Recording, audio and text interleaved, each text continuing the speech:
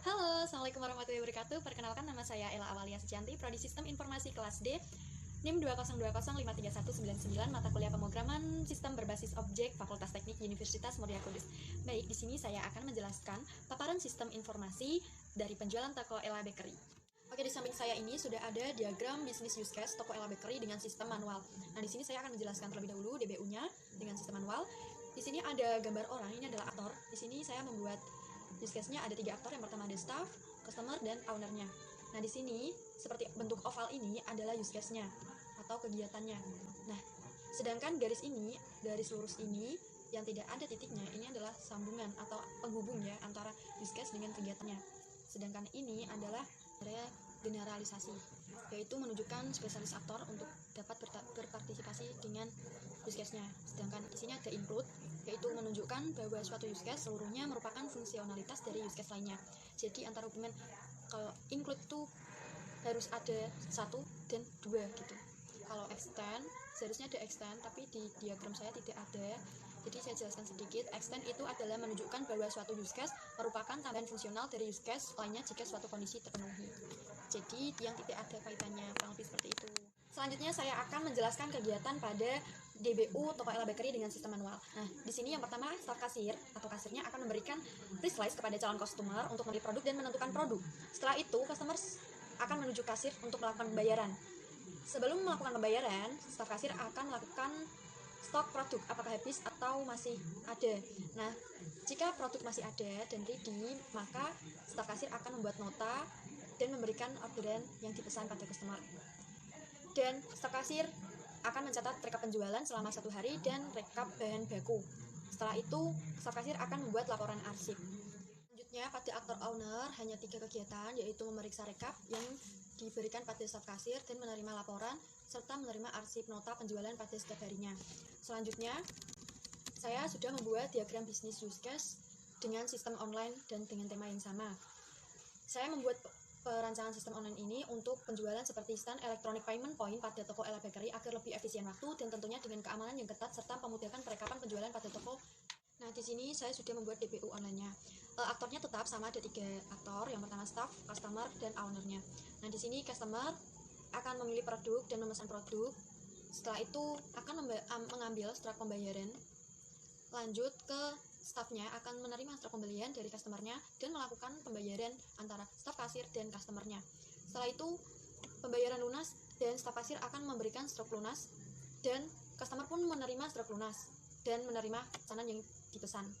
Setelah itu, staf kasir akan membuat laporan rekapan untuk owner yang menerima laporan rekapan dan memeriksa laporan setelah update stok setiap harinya. Nah, selanjutnya ada diagram sistem use case-nya. Jadi secara simpelnya ini di sini tetap ada 3 aktor. Yang pertama adalah customer-nya, memilih produk, memesan produk, serta pembayaran yang berhubungan dengan staf kasir, dan staf kasir akan memberikan struk lunas, membuat laporan rekapan untuk diberikan ke owner-nya, dan owner akan menulis laporan pada setiap harinya. Selanjutnya ada skenario use case. Nah, di sini saya membuat 3 skenario use case. Yang pertama adalah nama use case-nya pembayaran. Nah, di sini aktor utamanya adalah staff atau kasirnya. Yang kedua, aktor tambahannya adalah customer atau pembelinya. Dan tujuan use case-nya adalah melakukan semua kegiatan pembayaran, dan kondisi awal customer memberikan struk pembayaran, kondisi akhirnya struk lunas sudah dicetak dan memberikan pesanannya. Nah, di sini saya akan menjelaskan alur optimistik dan alur pesimistik. Nah, alur optimistik ini ada 5 bagian. Yang pertama, staf kasir menerima struk pembayaran dari customer, dan nomor 2, staf kasir menginput kode yang ada pada struk.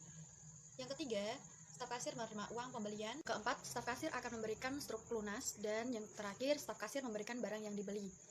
Dan selanjutnya adalah alur pesimistik, yaitu nomor 4A. Nah, jika lunas tidak berhasil dicetak karena kesalahan sistemnya, maka staf kasir akan mencoba ulang lagi untuk mencetak. Dan jika struk lunas tidak berhasil karena listrik mati, staf kasir akan mengganti struk menjadi menulis nota dengan manual. Jadi alur pesimistik itu adalah dari kegiatan yang pesimis, ya, seperti contoh, kita akan membuat kemungkinan-kemungkinan yang tidak kita ketahui kapan terjadinya. Nah, kita harus ada solusinya, kurang lebih seperti itu. Nah, selanjutnya ada use case penjualan. Aktor utamanya adalah customer, yang aktor tambahannya adalah kasir, dan tujuan use case-nya melakukan kegiatan yang berhubungan dengan penjualan. Kondisi awalnya memilih barang pada stand electronic payment point atau mesin yang disediakan oleh Ella Bakery, dan kondisi akhirnya barang dan struk lunas sudah diterima customer dari kasir. Nah, di sini alur optimistiknya ada 8. Yang pertama itu customer datang ke toko, Ella Bakery. Yang kedua, customer memilih dan menentukan barang yang akan dibeli pada stand electronic payment point secara mandiri. Dan yang ketiga, customer mencetak struk pembayaran.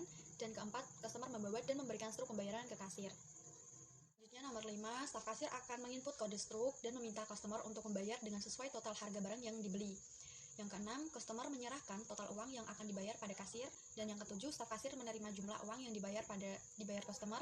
Dan yang terakhir, staf kasir akan memberikan pesanan dan struk lunas pada customer. Nah, alur pesimistiknya saya memilih yang 3A. Kemungkinan yang terjadi jika customer tidak berhasil mencetak struk pembelian karena kesalahan sistem, maka customer akan mencoba ulang untuk mencetak lagi. Dan jika customer tidak berhasil mencetak struk karena listrik mati, customer akan memesan produk secara manual ke kasir. Jadi customer akan pergi ke selanjutnya adalah laporan dan rekap.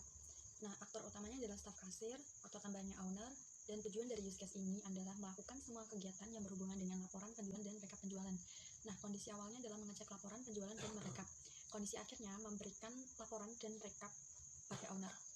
Nah, di sini alur optimistiknya adalah staf kasir mengecek laporan penjualan, staf kasir merekap hasil rekapan penjualan, staf kasir memberikan rekap dan laporan penjualan dari hasil rekap, dan owner mengecek kembali dengan data pada hasil stand sistem electronic payment point. Nah, jadi ada 5 alur optimistik. Nah, alur pesimistiknya yaitu yang 2A ya. Jadi jika staf kasir hasil rekap salah karena kesalahan pribadi, kesalahan stafnya, maka staf kasir akan mencoba ulang untuk merekap data dari awal. Jadi staf kasir akan mengetahui kesalahannya. Staf kasir mengecek laporan penjualan pada stand electronic payment point dan ternyata hasilnya berbeda, maka staf kasir akan mengecek ulang lagi dengan menggunakan Excel. Jadi agar hasilnya sama. Nah, sekian penjelasan dari saya. Jika ada kesalahan mohon dimaafkan. Wabillahi taufiq wal hidayah. Wassalamualaikum warahmatullahi wabarakatuh. Dadah.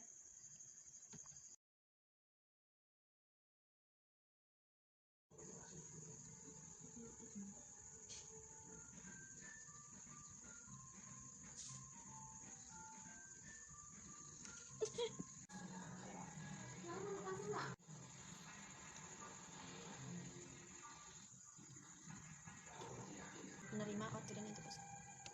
Hujatan hati.